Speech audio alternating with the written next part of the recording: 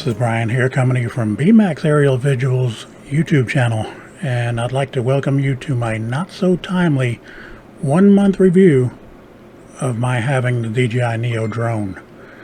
It is, in my opinion, one of the coolest, handiest little drones DJI has ever made. And yes, while you may wonder why I bother to do a review of a drone that's been out for almost 2 years, I'll give you several reasons. First off, when this drone came out, I looked at it and said, why do I need a selfie drone? It's not like I'm easy on the eyes or something. I can barely stand to look at myself now. Second, I have a wide variety of drones in my fleet now. What would this drone bring to the table any of my other drones couldn't do better? Third, initially I was not very impressed by the reviews when it first came out. It was said to be pretty noisy for such a small drone.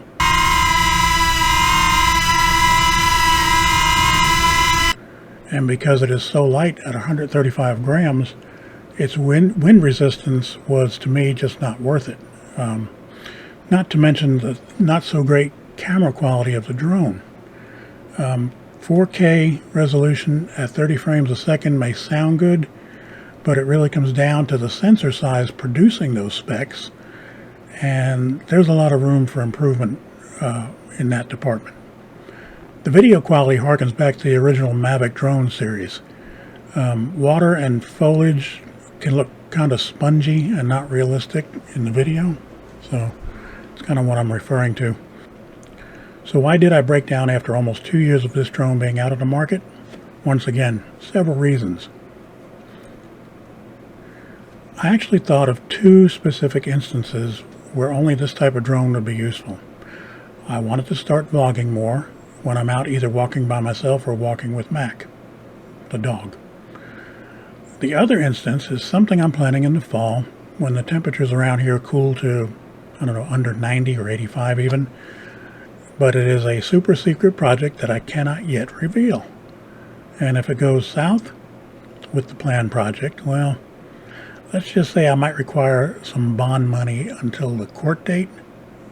But in the meantime, for the last month, I've been putting the Neo through its paces, and I found out some things that I was not aware of, or I just didn't know about because I was never interested in getting this drone in the first place until recently. Such as the ability to record audio through whatever device you are using to fly the Neo while using the Fly app.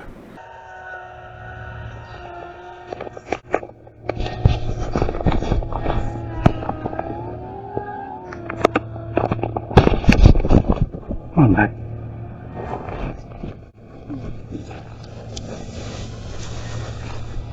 Come on.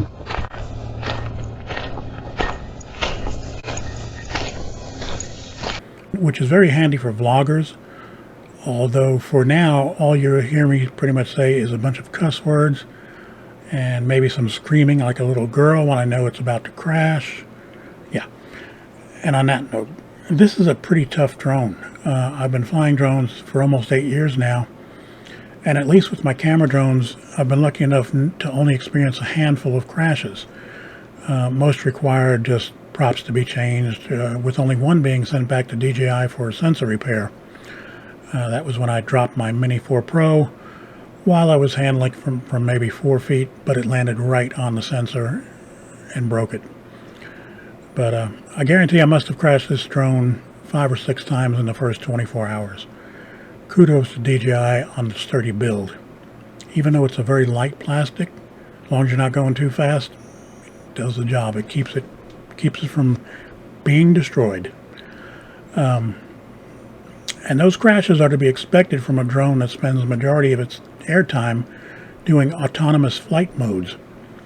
And speaking of those autonomous flight modes, as long as you're careful and plan the flight the drone will take, making sure there are no obstructions or anything else that might ruin the flight, like lawn sprinklers, this is where the drone shines.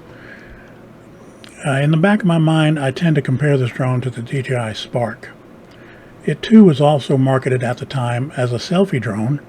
It could respond to hand gestures like picture, stop.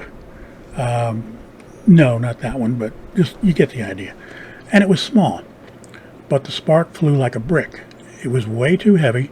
It had only a 2-axis gimbal, which could really mess up your shot if you did a sideways flight, and the best resolution was 1080p. Whereas the DJI Neo does have a 3-axis gimbal, so no matter how much bouncing around it does, for the most part your shot will remain steady. Overall, the modes I find myself using the most are Spotlight, Follow, Circle, Direction Track, and maybe Droney sometimes. It also does have Rocket, Boomerang, and Helix, but these I don't find as useful as I do on my other drones, mostly due to the elevation restrictions in these modes on the Fly app. 33 feet on a Droney, to me, is not too impressive. Neither is 66 feet on the Helix or Boomerang modes. They work okay, but I'd just like to send the drones farther away. But that's just me. And once again, I don't care to see myself on video, but if you're going to vlog, it is something you just have to grin and bear it and get used to. That's where direction track mode is truly useful. Once you have it locked on you, and it may take more than one attempt to do this, the drone will fly backwards away from you while keeping you in the frame, mostly. At least Mac always looks good, unless he's drooling on himself. While in direction track, the drone will pivot to your front opposite the direction you take, be it left or right, which is kind of cool. But always be mindful of the fact that the only sensors this drone has are downward. If you are not paying attention, the drone can back right into a tree or a bush, which is not too bad of a thing for the drone. But if you're vlogging, you'll have to go back and start talking all over again without crashing the drone. And in my case, in 100-degree heat in the sun, it's not fun. One of the other negatives I have about this drone is its low light capabilities. It literally has none. If you attempt to fly it inside, make sure the room you are in is extremely well lit.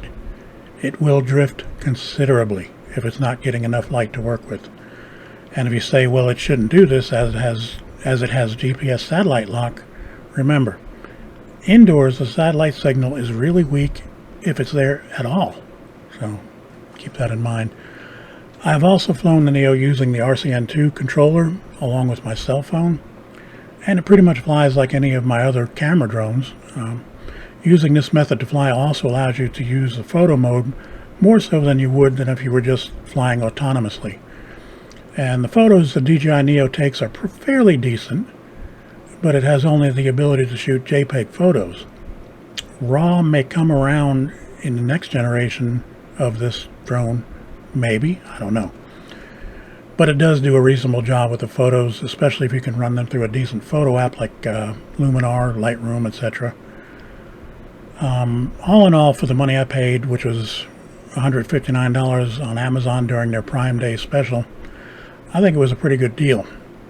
Even the regular price of $199 is fine with me. In other words, I would have bought it at that price too, but it just hit at the right time. And once again, because I really didn't take this drone seriously when I bought it, I skipped on the bundle packages.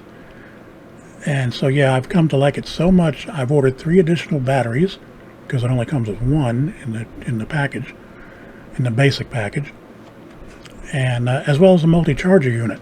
So I've spent as much on accessories as the original basic package cost me. And please, don't be like me, get the bundle. And referring back to the beginning of my monologue, I mentioned several reasons why I'm just now doing this review at this time. In the next few months, from what I've heard, DJI will be releasing the Neo 2. I don't know if it will be available in the US market, but because of the placement of my video as one of the more recent reviews of the DJI Neo, I expect it will get more views than it otherwise would get.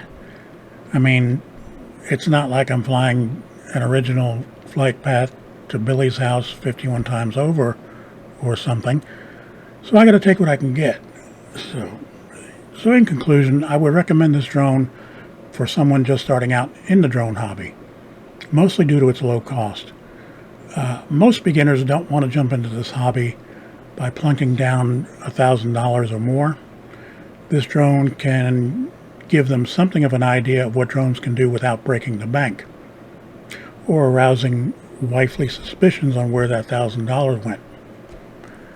So, I'll see you in about 2 years for my DJI Neo 2 review, which should be right after my DJI Air 3S review, which will come out someday or not.